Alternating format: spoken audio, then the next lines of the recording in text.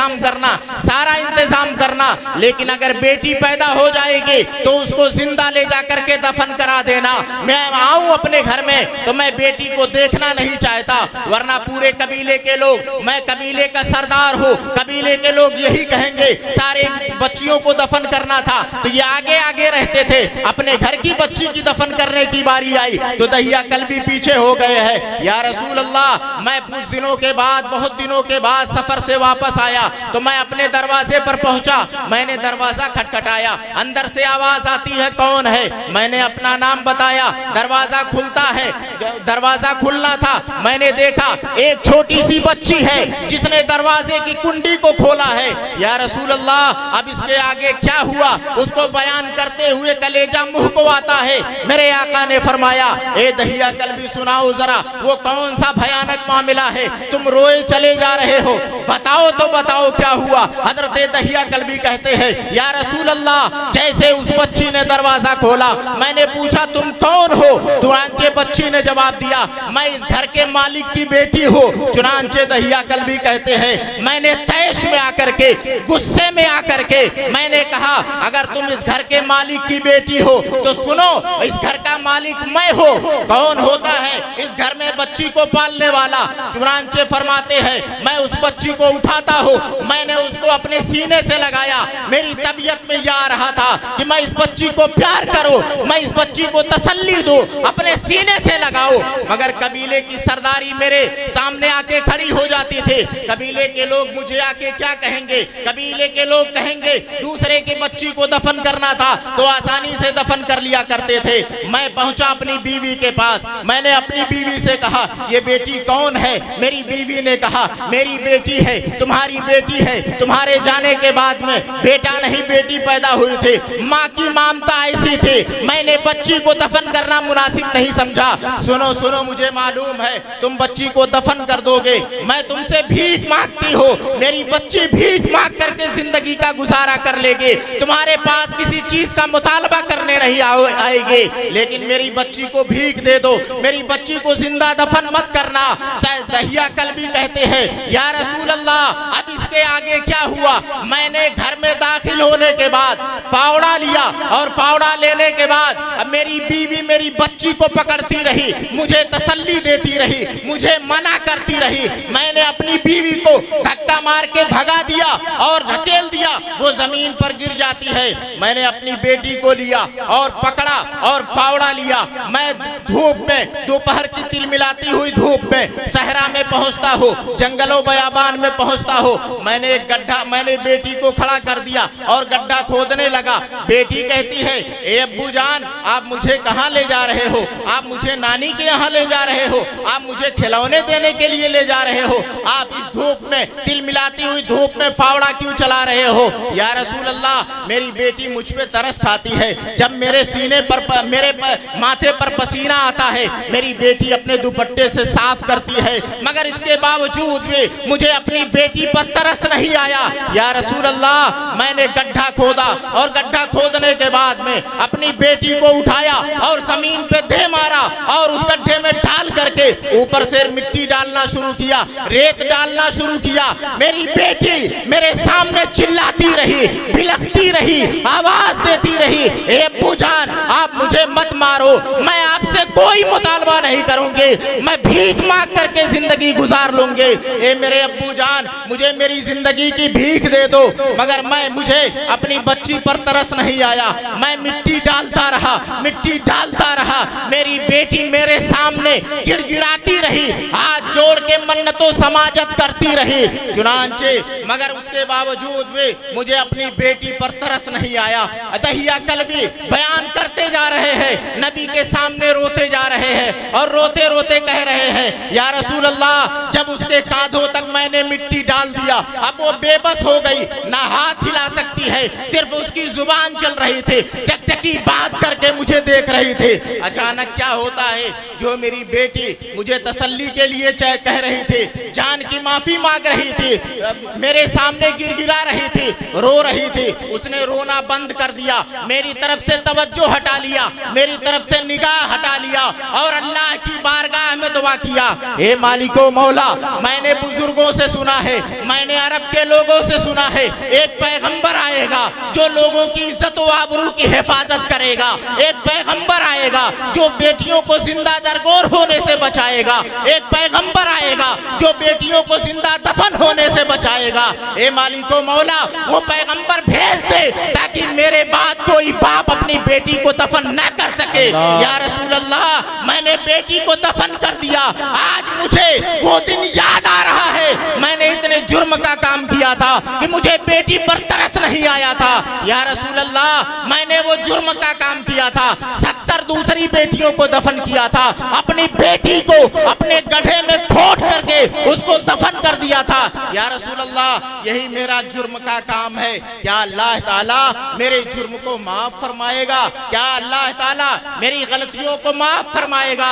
اللہ تبارک و تعالیٰ نے جبریل امین کو بھیجا اور کہا جاؤ اور تسلی دے دو، اے دہیہ ابن قلبی، ابھی تک اسلام لانے سے پہلے جو کچھ بھی جرم اور خطائیں تم کرتے تھے، پروردگار عالم نے ان ساری خطاؤں کو معاف فرما دیا ہے۔ اب پیغمبر اعظم تشریف لے آئے ہیں، نبی آخر الزماں تشریف لائے ہیں، اب آج کے بعد کوئی اپنی بچی کو دفن نہیں کرے گا، آج کسی بچی کو زندہ درگور نہیں کیا جائے گا، کوئی اپنی بچی کو لے جا کر کے قبر کھود کر کے گڑھا کھود کے دفن نہیں کرے گا۔ میرے آقا صلی اللہ تعالیٰ علیہ وسلم نے دہیہ قلبی کو اسلام کی دعوت دی، دہیہ قلبی نے نبی کریم صلی اللہ علیہ وسلم کے ہاتھوں میں ہاتھ دے کر کے پچھلے گناہ سے معافی مانگ کر کے اور اسلام کا کلمہ پڑھ کر کے اسلام میں داخل ہونے کا اعلان فرمایا۔ میرے آقا صلی اللہ تعالیٰ علیہ وسلم نے اسی موقع پر اعلان فرمایا، اے عرب کے لوگوں سن لو، حضرت دہیہ قلبی نے جتنے جرم کا کام کیا ہے مگر انہوں نے اسلام لانے سے پہلے کیا تھا، اللہ نے ان غلطیوں کو معاف کر دیا ہے۔ آج کے بعد میں اعلان کرتا ہوں، جس کے گھر میں ایک بیٹی پیدا ہو وہ تمام فرائض کو انجام دے، اس کی تعلیم و تربیت کا انتظام کرے گی، اس کے رہنے سہنے کا انتظام کرے تو میں اس کے جنت میں جانے کی ضمانت لیتا ہو۔ آپ ذرا غور کریے، ابھی تک بچیوں کو زندہ درگور کیا جا رہا تھا، وہی نبی آخر الزماں تشریف لے آئے ہیں تو میرے آقا فرما رہے ہیں کسی کے گھر میں ایک بیٹی پیدا ہو جائے تو میں اس کے جنتی ہونے کی ضمانت لے رہا ہوں، جو جس کے گھر میں 2 بیٹیاں ہو، جس کے گھر میں 3 بیٹیاں ہو، اللہ کے رسول کیسے نہیں اس کے جنتی ہونے کی ضمانت لیں گے؟ مگر میرے کہنے کا مطلب یہ ہے، آپ ذرا غور کریے، وہ دور جاہلیت، وہ زمانے جاہلیت جہاں عرب کی سرزمین پر لوگ اپنی عزت و آبرو کے لیے اپنی بچیوں کو زندہ دفن کرنا اپنے لیے باعث فخر و عار سمجھا کرتے، باعث فخر و انبساط سمجھا کرتے تھے، خوشی منایا کرتے تھے۔ آج میں نے بہت بڑا کام کر دیا ہے، میں نے بیٹی کو دفن کر دیا ہے، مگر میرے آقا صلی اللہ تعالیٰ علیہ وسلم کے ظاہری دنیا میں تشریف لانے کے بعد اس بری رسم کا خاتمہ ہو گیا۔ اب صبح قیامت تک کوئی بچی اپنے باپ کے ہاتھ میں یا کسی اور کے ہاتھ میں زندہ درگور نہیں کی جائے گی۔ اور میں بتاؤں، نبی کریم صلی اللہ تعالیٰ علیہ وسلم کے ظاہری دنیا میں تشریف لانے سے پہلے زمانے جاہلیت یا دور جاہلیت کا عالم کیا تھا؟ لوگ اپنی بچیوں کو یا دوسرے کی بچیوں کو یا اپنے قبیلے کی بچیوں کو زندہ درگور کرنے میں بہت زیادہ فخر محسوس کیا کرتے تھے اور فخریہ طور پر، اعلانیہ طور پر اعلان کیا کرتے تھے، میں نے اپنے ہاتھوں سے اتنی بیٹیوں کو دفن کیا ہے، میں نے اپنے ہاتھوں سے اتنی بچیوں کو دفن کیا ہے، یا اپنے لیے خوشی کی بات سمجھتے تھے۔ مگر نبی آخر الزماں صلی اللہ تعالیٰ علیہ وسلم جن کا آج ہم میلاد پاک منا رہے ہیں، ان کے آنے کی سب سے بڑی برکت یہ ہوئی، زمانے جاہلیت کا وہ رسم و رواج جو ہمارے اور آپ کے اندر پایا جا رہا تھا، اللہ کے رسول نے ساری چیزوں کا خاتمہ کر دیا، اور میرے آقا نے جو ابھی تک بچیاں زحمت سمجھی جاتی تھی، زندہ درگور کی جاتی تھی، میرے آقا نے فرمایا یہ بچیاں زحمت نہیں ہیں بلکہ آج کے بعد یہی بچیاں رحمت سمجھی جائیں۔ میں بتاؤ، ایک صحابی رسول ہے جن کا واقعہ آپ نے بارہا سنا ہوگا، ان کا نام ہے ساسا ابن ناجیہ۔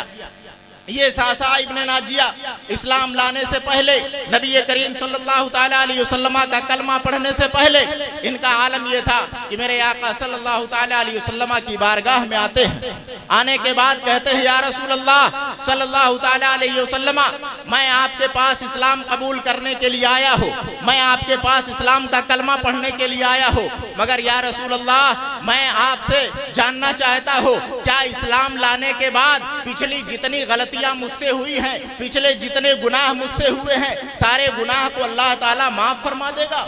अल्लाह के रसूल सल्लल्लाहु ताला अलैहि वसल्लम ने फरमाया, ज़माने जाहिलियत में तुमने जो जुर्म का काम किया है, अल्लाह ताला सारे गुनाहों को, पिछले गुनाह को माफ़ फरमा देगा। आइंदा गुनाह ना करने का यकीन और अहद करना।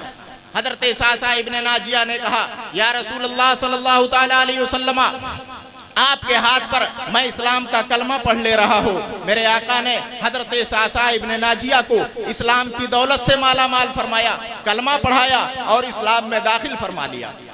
आप जरा सोचिए, ज़माने जाहिलियत में वो थे और इस्लाम का कलमा पढ़ लेते हैं। मेरे आका ने ज़मानत दे दिया, तुम्हारे पिछले गुनाह माफ़ हो गए हैं, अब आइंदा गुनाह ना करने का अहद करो। गोया कि उन्हें दुनिया की सबसे बड़ी ईमान की दौलत मिल गई, मगर अर्ज करते हैं या रसूल अल्लाह आपने मुझे कलमा पढ़ा करके इस्लाम में दाखिल फरमा लिया है, लेकिन मैं जानना चाहता हूँ ज़ौर जाहिलियत में मैंने सब गुनाह ही का काम नहीं किया है, मैंने कुछ नेकियां भी की हैं, मैंने कुछ अच्छे काम भी किए हैं, तो या रसूल अल्लाह उन अच्छे कामों का बदला मिलेगा कि नहीं मिलेगा?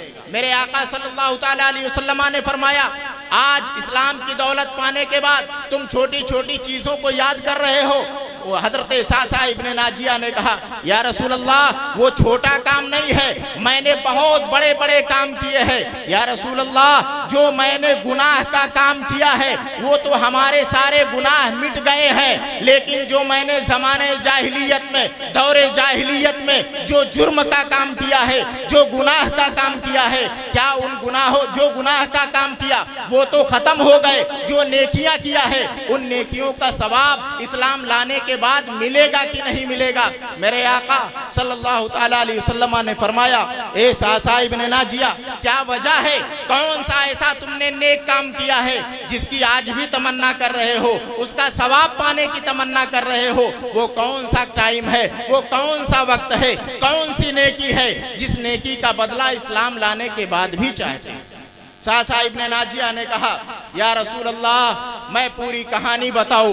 वो बहुत दर्दनाक कहानी है। मेरे आका ने फरमाया, तुम्हें बताना पड़ेगा, बताओगे मैं शरीयत की रोशनी में तुम्हें बताऊंगा, उसका सवाब मिलेगा कि नहीं मिलेगा, उसकी नेकी का बदला तुम्हें मिलेगा कि नहीं मिलेगा?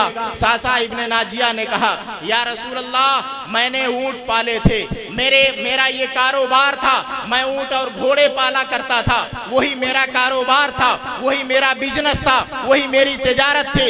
एक दिन रात के सन्नाटे में मैं ऊँटों को चराने के लिए ले गया, घर में आया, जब मैंने अपने ऊँट को, जानवरों को गिनना शुरू किया तो मैंने क्या देखा कि 2 ऊँट मेरा चरवाहा रास्ते में छोड़ के चला आया है। मैंने गिना तो मुझे ये एहसास हुआ कि मेरे 2 ऊँट कहीं गुम हो गए।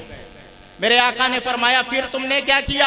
सासा इब्न नाजिया ने कहा, या रसूल अल्लाह मैं रात के सन्नाटे में एक ऊंट पर सवार हुआ और सवार हो करके उस पर बैठा और रात के सन्नाटे में मैं जंगलों बयाबान में अपने ऊंट को तलाश करना शुरू किया। तलाश करते करते मैं एक सुनसान जंगलों बयाबान में पहुंचता हूँ। मैंने क्या देखा? एक बूढ़ा आदमी है, आग जला करके आग का अलाव ताप रहा है और तापने के बाद मैं भी उसके करीब पहुंचा। मैंने देखा तमाम ऊंट चर रहे हैं। मैंने ऊंटों पर निगाह दौड़ाई तो मैंने देखा मेरे 2 ऊंट जो गुम हुए थे वो ऊंट उसी चरवाहे के पास में है। मैंने उस शख्स के पास जाकर के कहा, मैं बहुत दूर से आया हूँ, ये ऊंट आपके हैं? कहा, हाँ हमारे हैं। कहा, इन दोनों ऊंटों में से आपके जो ऊंट हो मगर ये 2 ऊंट हमारे हैं, मेरे रेवड़ से गुम हो गए हैं, आप बताओ इन्हें दोगे कि नहीं दोगे? बूढ़े आदमी ने अपने ऊंटों की गिनती किया, शुमार किया, उसे लगा कि ये दोनों ऊंट इसी आदमी के हैं। सासा इब्न नाजिया ने कहा, वो भला इंसान था, उसने कहा ये ऊंट आपके हैं, आप लेकर के चले जाइए, आप अपने घर लेके चले जाइए, किसी वजह से ये बिछड़ गए थे, आप लेकर के चले जाइए। हजरत सासा इब्न नाजिया फरमाते हैं, میں پیاسا تھا۔ اس آدمی نے اپنے بیٹے کو بلایا اور بلانے کے بعد کھجور منگوایا اور پانی دیا، کہا آپ پی لیجئے، دونوں اونٹ کو لے لیجئے، آپ اپنے گھر کو چلے جائیے۔ ساسا ابن ناجیہ نے بتایا کہ میرے آقا صلی اللہ علیہ وسلم کو پوری کہانی سنا رہے ہیں۔ میرے آقا صلی اللہ علیہ وسلم نے فرمایا پھر کیا ہوا؟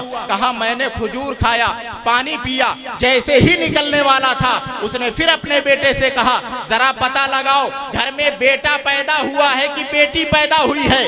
حضرت ساسا ابن ناجیہ فرماتے ہیں میں تجسس میں پڑ گیا، اس جنگل و بیابان میں اپنے گھر کے اندر نہیں باہر بیٹھا ہوا ہے۔ میں نے پوچھا باہر کیوں بیٹھے ہو؟ اس نے کہا میرے گھر میں میری بیوی حاملہ ہے، اسے بچے کی پیدائش کا زمانہ وقت آ گیا ہے، میں باہر انتظار کر رہا ہوں۔ کہا سنو کیوں بار بار بیٹے سے پوچھ رہے ہو؟ بیٹا ہے کہ بیٹی ہے آ کر کے بتا دے گا، چاہے بیٹا پیدا ہو تب بھی خوشی کی بات ہے، بیٹی پیدا ہو تب بھی خوشی کی بات ہے، لیکن بار بار تم کیوں یہ پوچھ رہے ہو بیٹا پیدا ہوا کہ بیٹی پیدا ہوئی؟ ساسا ابن ناجیہ کی بات سننے کے بعد اس چرواہے نے جواب دیا جو الاؤ تاپ رہا تھا، گھر کا مالک تھا، اس نے کہا سنو اگر بیٹا پیدا ہوگا تو خوشی مناؤں گا، بیٹی پیدا ہوگی تو میں اسے زندہ لے جا کر کے دفن کر دوں گا، اس لیے کہ میری خاندان میں، میرے معاشرے میں، میرے سماج میں بچیوں کو پالا نہیں جاتا ہے بلکہ بچیوں کو پیدا ہوتے ہی زندہ لے جا کر کے دفن کر دیا جاتا ہے۔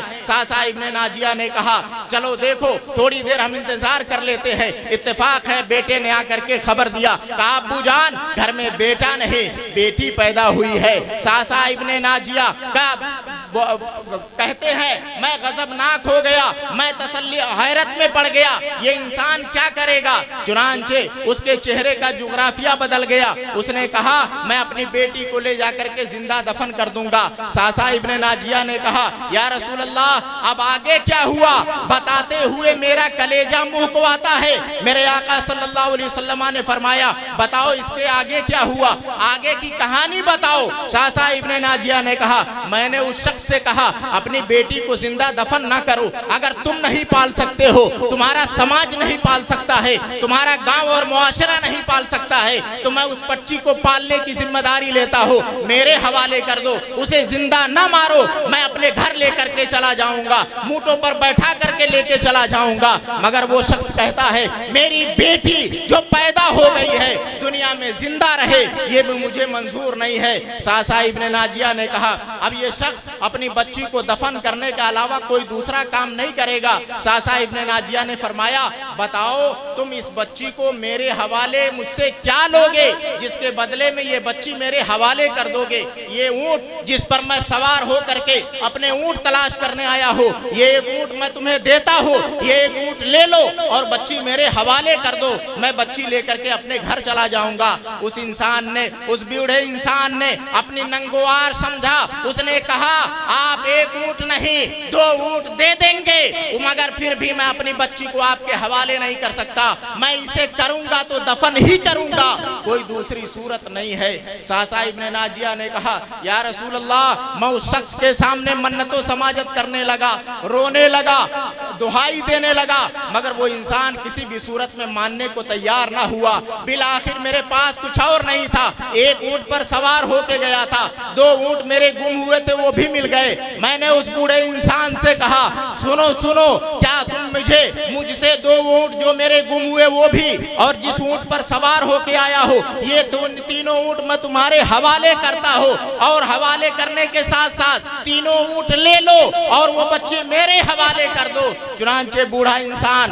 لالچ میں آتا ہے اور آنے کے بعد حضرت ساسا ابن ناجیہ سے کہتا ہے میری بیٹی لے لو اور تم میرے 3 اونٹ چھوڑ کر کے یہی چلے جاؤ۔ ساسا ابن ناجیہ کہتے ہیں یا رسول اللہ میں اس بچی کو لے لیتا ہوں، 3 اونٹ اس بوڑھے انسان کے حوالے کراتا ہوں اور حوالہ کرنے کے بعد میں یا رسول اللہ میں اپنے گھر اس بچی کو لے کے چلا آتا ہوں۔ میں نے سوچا گھر آ کر کے میں نے سوچا نہ جانے کس کس خاندان کے لوگ اپنی بچی کو زندہ دفن کرتے ہوں گے۔ یا رسول اللہ میں نے عرب کی سرزمین پر یہ پتہ لگانا شروع کیا کس کس خاندان کے لوگ، کس کس قبیلے کے لوگ لوگ اپنی بچیوں کو زندہ درگور کرتے ہیں، یا رسول اللہ میں نے اپنا شیوا بنا لیا، میں نے اپنا کاروبار بنا لیا، جس کے گھر میں بچی پیدا ہوتی تھی اور میں سمجھ جاتا تھا کہ اس کا باپ زندہ درگور کر دے گا اپنی بیٹی کو، تو میں 3 اونٹ لے کے جاتا اور 3 اونٹ اسے دے کر کے اس کی بچی کو اپنے ہاتھ میں لے کر کے میں اپنے گھر لے کر کے چلے آتا ہوں۔ یا رسول اللہ میں نے یہ کاروبار کر لیا ہے، جس کو جانتا ہو اپنی بیٹی کو زندہ دفن کر دے گا، میں اس کے گھر 3 اونٹ لے کے جاتا ہوں اور 3 اونٹ کے بچے بدلے میں اس بچی کو خرید کے اپنے گھر میں لے کے آتا ہوں۔ یا رسول اللہ میں نے 1-2 بچی نہیں، 1-2 نہیں، 100-200 نہیں، بلکہ اس طرح کی 360 ایسی بچیاں ہیں جو آج میری حویلی میں پل رہی ہے۔ یا رسول اللہ اگر ان کو میں نے خریدا نہ ہوتا تو ان ساری بچیوں کو ان کے باپ زندہ درگور کر دیا کرتے۔ یا رسول اللہ میں نے 360 بچیوں کو 180 اونٹ دے کر کے خرید کر کے اپنے گھر میں پالا ہے۔ یا رسول اللہ یہی وہ نیکی ہے جو میں نے زمانے جاہلیت میں کیا ہے، دور جاہلیت میں کیا ہے۔ یا رسول اللہ مجھے ان 360 بچیوں کی جان بچانے کا ثواب ملے گا کہ نہیں ملے گا؟ یا رسول اللہ یہی میں جاننا چاہتا ہوں۔ میرے آقا صلی اللہ تعالیٰ علیہ وسلم نے فرمایا، اے حضرت ساسا ابن ناجیہ آؤ میں تمہیں کلیجے سے لگا لیتا ہوں، تم نے ان 360 بچیوں کی جان بچائی ہے جن کے باپ ان کو دفن کرنے والے تھے۔ سنو اللہ تبارک و تعالیٰ ان نیکیوں کا ثواب تمہیں ضرور عطا فرمائے گا، اور سنو تمہیں دنیا ہی میں نہیں بلکہ اس کا بدلہ اللہ تعالیٰ تمہیں دنیا میں بھی دے گا اور آخرت میں بھی دے گا۔ دنیا میں اس کا بدلہ یہ ہے کہ اللہ تبارک و تعالیٰ نے تمہیں ایمان کی دولت سے مالا مال فرمایا ہے، یہ انہی نیکیوں کا بدلہ ہے، اور قیامت کے میدان میں پروردگار عالم تمہیں قیامت کے میدان میں اس کا اجر عظیم عطا فرمائے گا۔ یا رسول اللہ صلی اللہ علیہ وسلم یہی وہ چیزیں ہیں جس کا میں بدلہ چاہتا ہوں، جن کی میں نیکیاں چاہتا ہوں۔ میرے آقا نے فرمایا وہ نیکیاں قیامت کے میدان میں تمہیں ضرور دی جائیں گی۔ دنیا میں تمہیں اس نیکی کا بدلہ ایمان کی صورت میں ملا ہے، اور قیامت میں اللہ تبارک و تعالی تمہیں ان نیکیوں کا ثواب ضرور عطا فرمائے گا۔ آپ ذرا سوچئے دور جاہلیت، زمانے جاہلیت کیسا عظیم ایسا دور تھا جہاں انسان کی کوئی قدر و قیمت نہیں تھی۔ عورتوں کو کسی کا اگر شوہر انتقال کر جاتا تھا تو اس کے شوہر کے ساتھ میں اس عورت کو بھی اس کی چتا پر لٹا کر کے اس کو دفن کر دیا جاتا تھا، اس کو تہس نہس کر دیا جاتا تھا، اس کو جلا دیا جاتا تھا۔ یعنی بیوہ عورت کو، بیکس عورت کو جینے کا کوئی حق نہیں تھا۔ کسی کے گھر میں بچی پیدا ہو جاتی تھی تو اس کو زندہ درگور کرنے کو، دفن کر دینے کو اپنے لیے خوشی کی بات سمجھتے تھے۔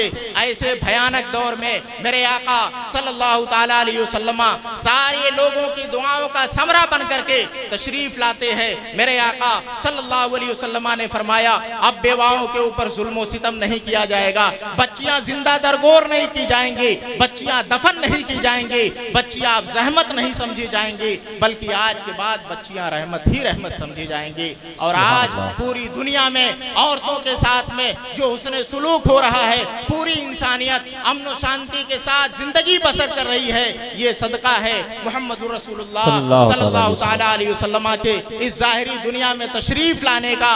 اگر میرے آقا صلی اللہ تعالیٰ علیہ وسلم ظاہری دنیا میں تشریف نہ لاتے تو ہم اور آپ امن و سکون کی زندگی نہیں بسر کر سکتے تھے۔ اللہ رب العزت کی بارگاہ میں دعا ہے ہمارے بولنے میں آمدن قصدن سہون کوئی غلطی ہوئی ہو تو اللہ تعالیٰ اپنے پیارے حبیب صلی اللہ تعالیٰ علیہ وسلم کے صدقے طفیل معاف فرمائے۔ وآخر دعوانا الحمدللہ رب العالمین۔ السلام